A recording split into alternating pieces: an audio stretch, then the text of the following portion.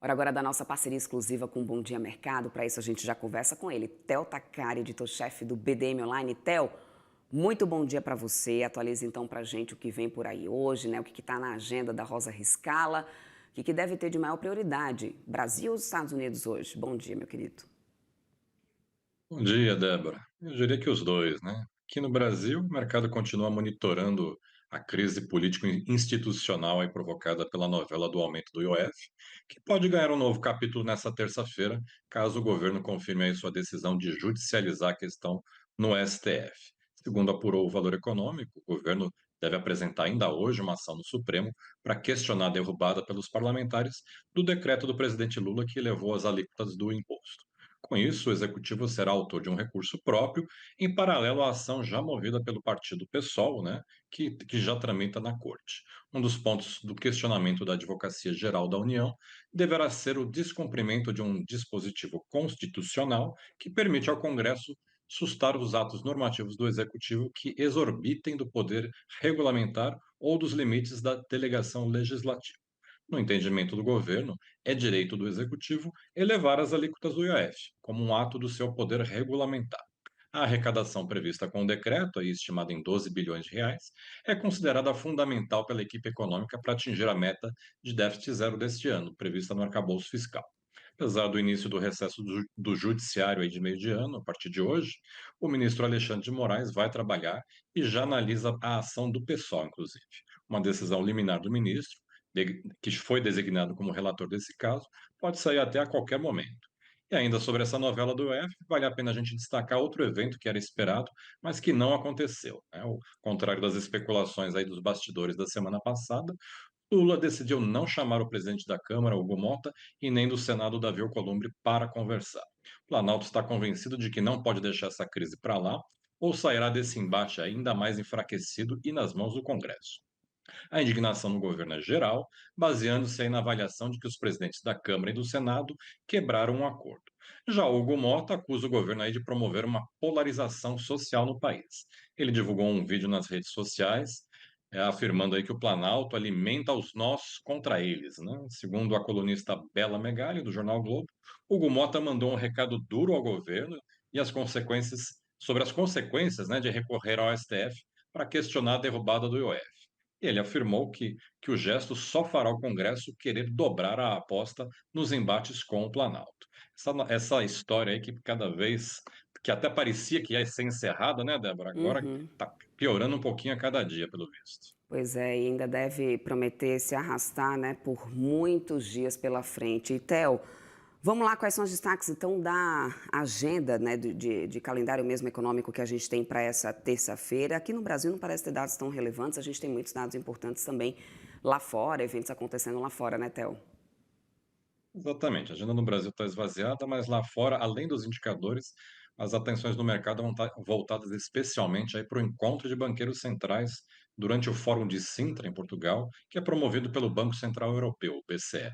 Às 10h30 da manhã, pelo horário de Brasília, participarão de um mesmo painel de discussão os presidentes do Fed, Jerome Powell, do Banco do Japão, Kazuo Ueda, do Banco da Inglaterra, Andrew Bailey, e do BCE, Christine Lagarde. Né? Só gente fina nesse encontro aí.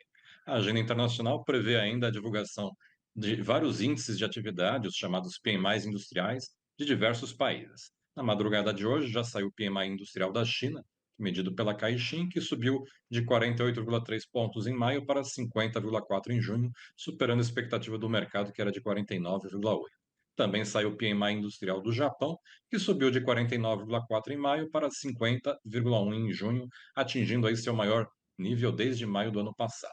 Na Europa, o PMI industrial da zona do euro saiu agora cedinho, subiu ligeiramente de 49,4 para 49,5 de maio para junho. No Reino Unido, o indicador passou de 46,4 para 47,7. Apesar da melhora, ambos os casos aí ainda estão em terreno de contração de atividade. Nos Estados Unidos, os PMI sairão mais tarde. O dado medido pela S&P Global está previsto para as 10h45 da manhã e deve apontar uma contração para 49,3 em junho, depois de marcar 52 em maio. E às 11 da manhã sai o dado medido pelo ISM, que deve ficar em 49,1 pontos, também em território de contração de atividade.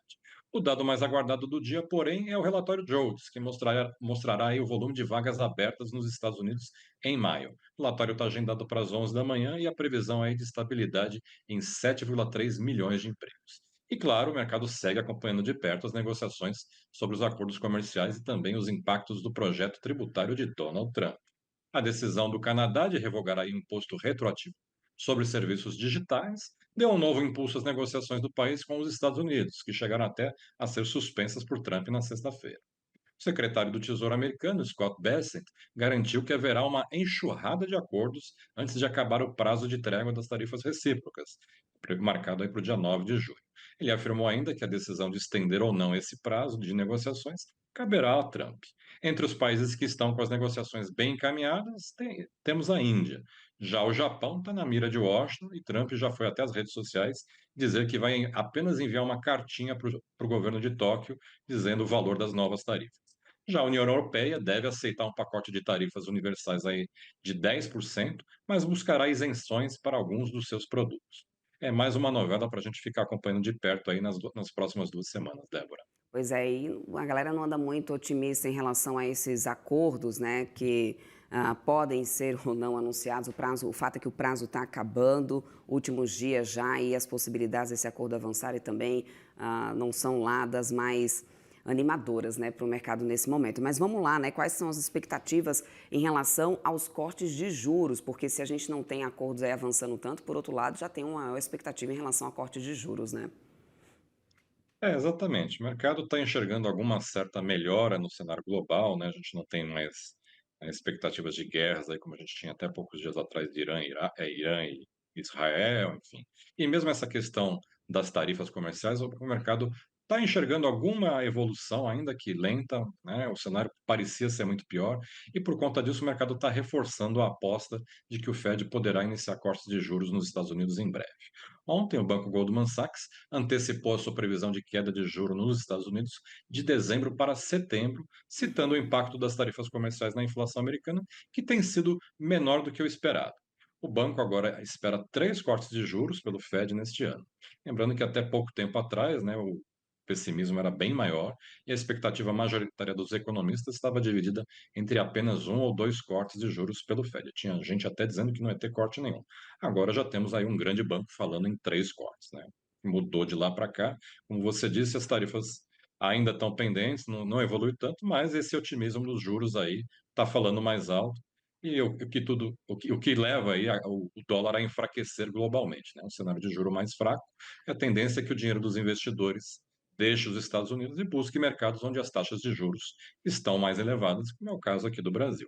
Mas mesmo por aqui, já tem banco dizendo que o Banco Central também pode iniciar a redução da taxa Selic ainda neste ano, embora o Banco Central tenha dito exatamente o contrário, que vai manter os juros elevados por período prolongado. Mas essa avaliação ocorre graças aí à melhora no cenário externo e aos sinais de desaceleração da atividade doméstica. Essa avaliação ganhou força ontem, inclusive, com os números do CAGED, né?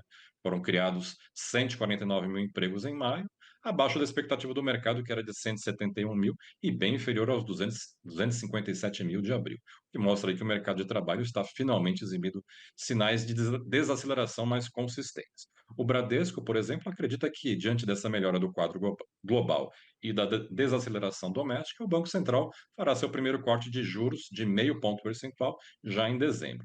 O Bradesco também reduziu sua projeção do dólar frente ao real para R$ 5,50 no final deste ano, avaliando que as incertezas das tarifas e a política fiscal do Trump enfraqueceram o dólar globalmente. Ontem, de fato, a moeda americana fechou aqui a R$ 5,43, no seu menor valor desde setembro do ano passado, e o índice DXY, que compara o dólar aí a uma cesta de moedas fortes, atingiu seu menor valor em mais de 3 anos aí, aos 96,8 pontos, Débora.